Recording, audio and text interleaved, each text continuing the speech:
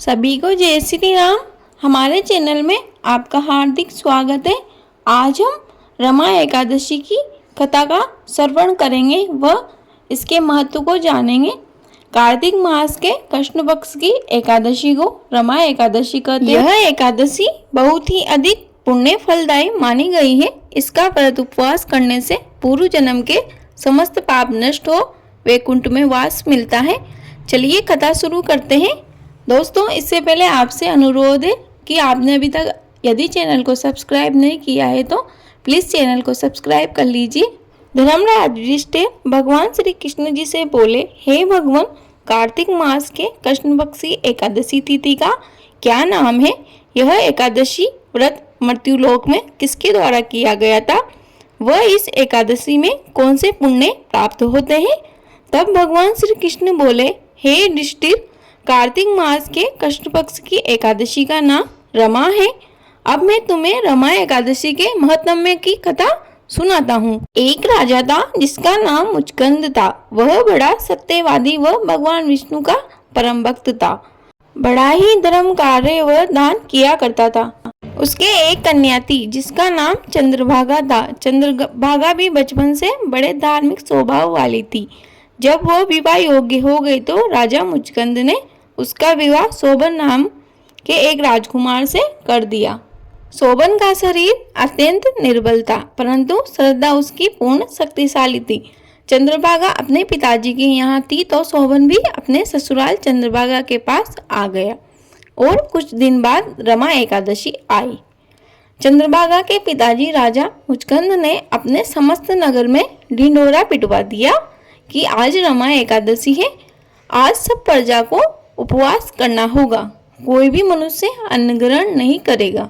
यहाँ तक कि नगर के हाथी, घोड़े, ऊंट इत्यादि को भी अन्न नहीं दिया जाएगा। यह सुनकर राजकुमार शोभन को चिंता हुई, क्योंकि वह भूखा बिल्कुल भी नहीं रह सकता था। वह दौड़कर अपनी पत्नी चंद्रभागा के पास गया और बोला कि मैंने यदि आज उपवास रखा तो मैं अवश्य ही मर जाऊंगा। बताओ अब क्या किया जाए?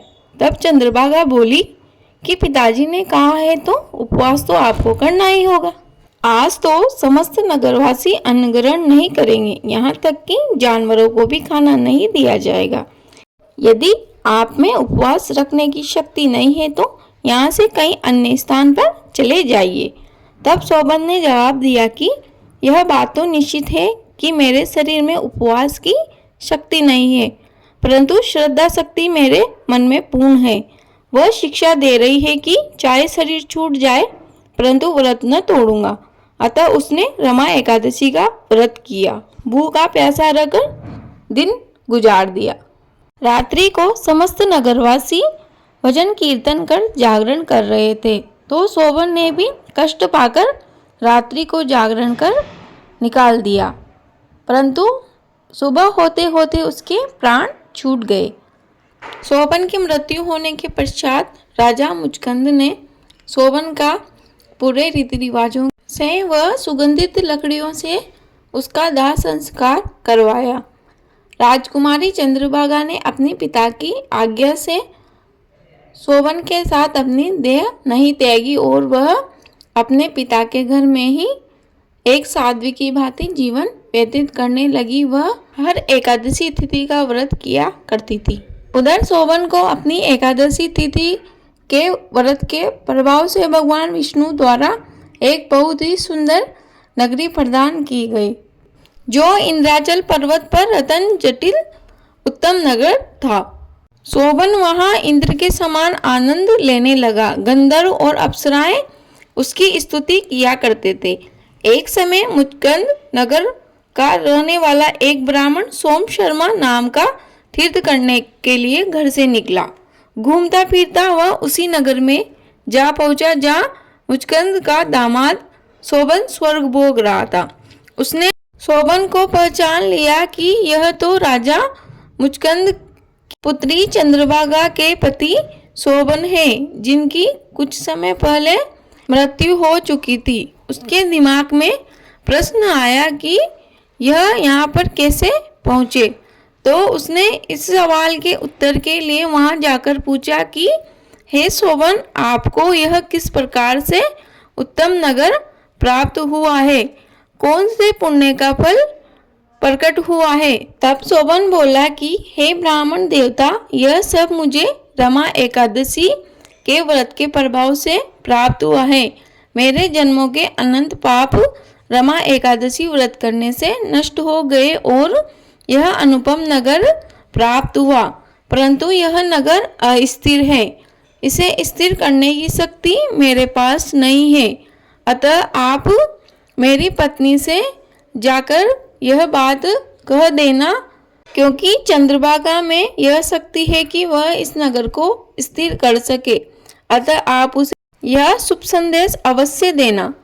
ब्राह्मण सीधा अपने नगर को आ गया। उसने आकर राजा के घर जाकर चंद्रभागा से सब समाचार कहा। चंद्रभागा यह शुभ संदेश सुनते ही खुशी के मारे उछल पड़ी और वह ब्राह्मण से बोली कि आप मुझे जल्दी ही मेरे पति शोभन के पास ले चलिए।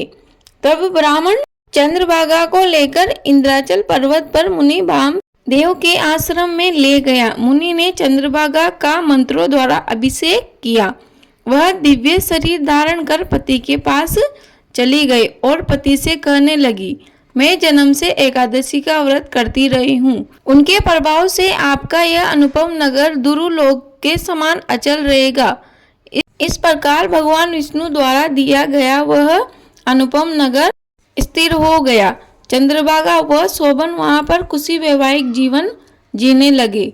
इस प्रकार इस मातम्य की कथा को सुनने से विष्णु लोक की प्राप्ति होती है। यह कथा यहीं समाप्त होती है।